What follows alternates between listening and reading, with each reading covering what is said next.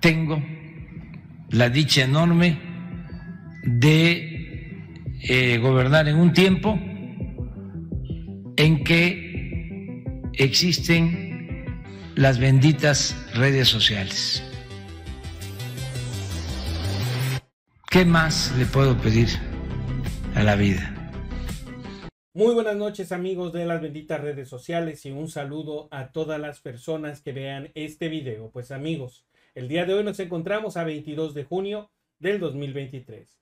Como ustedes saben, el día de hoy se invalidó la segunda parte del Plan B, una propuesta o una reforma a la Constitución propuesta por el presidente de la República y aprobada por los legisladores en el Congreso de la Unión. Las únicas ministras que votaron en contra del proyecto que pretendía invalidar este mismo Plan B fueron las ministras Yasmín Esquivel y Loreto Ortiz. Y déjenme comentarles que el día de hoy se hace viral, se hace tendencia en las redes sociales, pues la forma en la que la ministra Yasmín Esquivel defendió el Plan B del presidente Andrés Manuel López Obrador. Yo comparto plenamente y creo que quedó muy bien explicado y razonado, porque lo comparto, los argumentos del ministro Aguilar, del ministro Pérez Dayán y del ministro Juan Luis González Alcántara. Yo también felicito al ministro Lainez por su proyecto. Es un estudio muy exhaustivo, al margen de que puedo no compartir todas las violaciones invalidantes que se nos están proponiendo, y que haré un voto concurrente, separándome de algunas de ellas que considero que no afectan o no tienen el vicio de invalidar la norma, pero el conjunto de las que el ministro ponente desarrolló exhaustivamente, sí comparto ese proyecto. Ministro Esquivel. Muchas gracias, ministra presidenta. Yo respetuosamente tampoco comparto la declaración de invalidez del decreto reclamado por presuntos vicios en el procedimiento legislativo, en congruencia con mi voto emitido en la acción de inconstitucionalidad 29-2023, fallada el 8 de mayo pasado, pues tal como lo sostuve en aquella ocasión, considero que las posibles deficiencias de los trabajos legislativos que señala el proyecto no tienen un potencial invalidante para dejar sin efectos las votaciones mayoritarias de las personas legisladoras en ambas cámaras del Congreso de la Unión, pues lo que el proyecto nunca llega a demostrar es que el decreto carezca de los votos necesarios para su aprobación, que es para mí lo relevante. Como lo señalé en la ocasión anterior, el procedimiento legislativo inició con un acuerdo político de la JUCOPO, de la Cámara de Diputados, en el que se aceptó mayoritariamente procesar el mismo día las iniciativas que hoy nos ocupan, y el proyecto propone ignorarlo con franca violación al principio de división de poderes, porque en mi opinión, los consensos políticos de los órganos legislativos no nos corresponde juzgarlos, y menos aún desentendernos que en dicha Cámara hubo 267 votos a favor, 219 en contra del decreto de reformas, y en la de senadores, que fungió como revisora, mereció su aprobación por 69 votos a favor y 53 en contra, ejercicio democrático que estamos a punto de invalidar. Considero que como Tribunal Constitucional que nos preciamos de ser, nuestra responsabilidad no debe limitarse simplemente a verificar si los diputados y senadores cumplieron con sus reglamentos para procesar una ley. Nuestra misión va más allá de esta mínima tarea. Las ministras y ministros estamos llamados a revisar la regularidad constitucional de los contenidos del orden jurídico nacional, porque esta función es la que efectivamente redunda en el equilibrio de los poderes de la Unión. Simplemente erigirnos como gestores de las buenas prácticas parlamentarias es una aportación limitada para lo que la Constitución nos exige, que es la de poner fin a los conflictos. Me parece que hoy vamos a emitir una resolución sin resolver el fondo del problema. Al invalidar por vicios de forma más de 450 normas, sin siquiera mencionar o a menos analizar si cada uno de los artículos está apegado o no a la Constitución.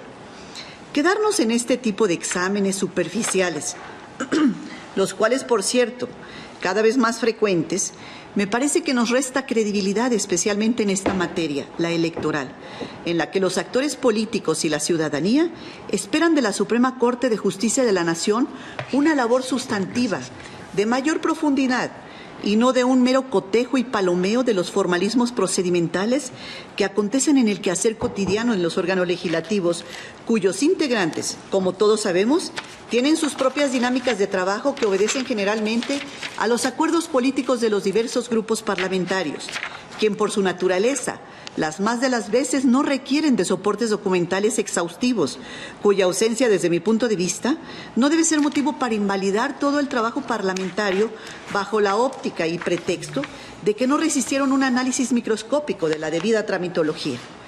No es gratuito que el poder reformador de la Constitución hubiese introducido en el artículo 17 constitucional que las autoridades deberán privilegiar la solución del conflicto sobre formalismos procedimentales, pues es evidente que el constituyente advirtió demasiada superficialidad en las resoluciones de los órganos jurisdiccionales y las graves consecuencias que se generan por no acometer el estudio completo de las pretensiones que deberán ponderar todas las sentencias, y más aún las de la Corte, las cuales solo se refieren a la forma y no al fondo.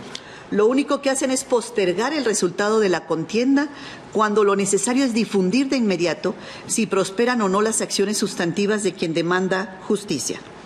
En materia electoral, los tiempos son de la mayor importancia, pues mucho de lo que sucede impacta a favor o en contra de las fuerzas políticas y de un sinnúmero de contingencias que justifican y exigen que lo que resuelva la Corte no sean meros paliativos que no decidan los puntos jurídicos, ni ofrezcan soluciones reales al trasfondo político que subyace, con el riesgo adicional que por la escasez de una decisión sustantiva, el Tribunal Constitucional ahora se le vea como una parte más del conflicto, cuando su misión solo debe ser de quien busca poner fin a las contiendas y no dejarlas sin un remedio a los planteamientos de inconstitucionalidad formulados.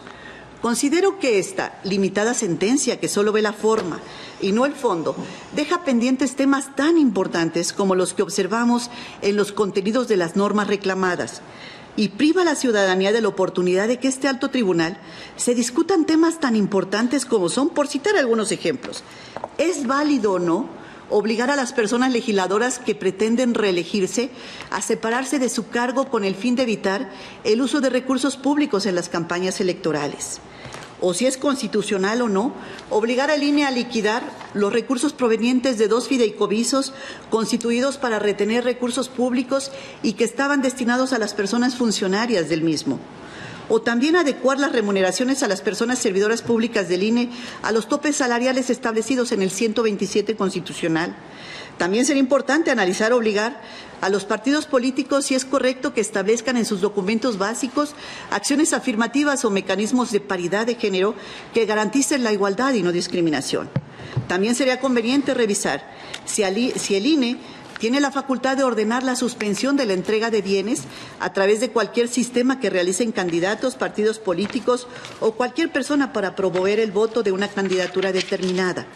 O algo tan importante como garantizar el voto de las personas que se encuentran en prisión preventiva o las personas con discapacidad en estado de postración, facilitar el ejercicio del voto a los mexicanos residentes en el extranjero para que se emita por Internet, o bien garantizar la representación del Congreso Federal de grupos vulnerables, de jóvenes, indígenas, afromexicanos, personas de la diversidad sexual, migrantes y personas con discapacidad, normas que no vamos a revisar y que no vamos a tener la posibilidad de analizar, dada la invalidez por razones de mera forma que propone el proyecto, entre otros importantes temas que tampoco vamos a abordar y examinar como Tribunal Constitucional.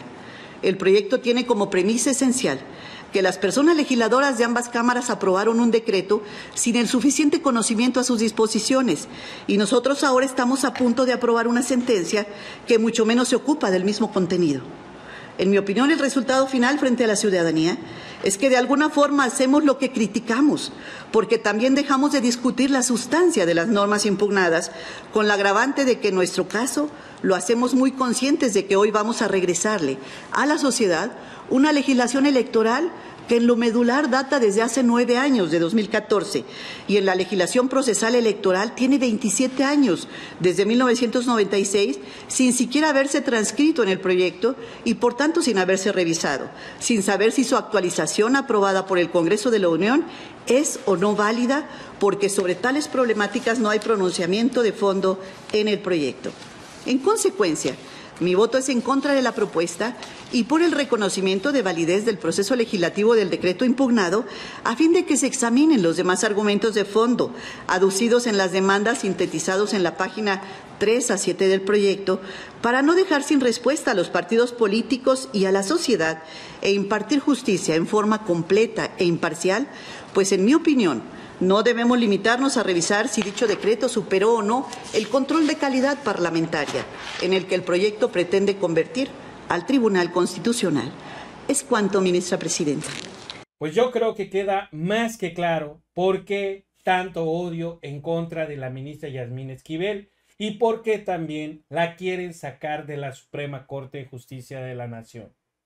También hay que mencionar que varios legisladores de Morena ya alzaron la voz ante esta decisión arbitraria de la Suprema Corte de Justicia de la Nación.